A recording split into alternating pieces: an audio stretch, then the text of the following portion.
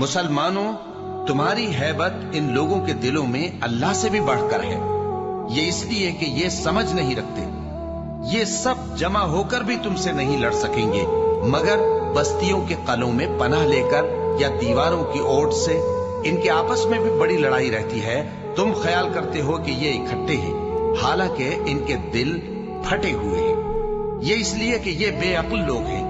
ان کا حال ان لوگوں کا سا ہے جو ان سے کچھ ہی پیشتر اپنے کرتوت کی سزا کا مزہ چکھ چکے ہیں، اور ان کے لیے دکھ دینے والا عذاب تیار ہے۔ منافقوں کی مثال شیطان کسی ہے کہ انسان سے کہتا رہا کہ کافر ہو جا، پھر جب وہ کافر ہو گیا تو کہنے لگا کہ مجھے تجھ سے کچھ سروکار نہیں، مجھ کو تو اللہ رب العالمین سے ڈر لگتا ہے۔ تو دونوں کا انجام یہ ہوا کہ دونوں دوزخ میں جائیں گے، ہمیشہ اس میں رہیں گے، اور بے انصافوں کی یہی سزا ہے۔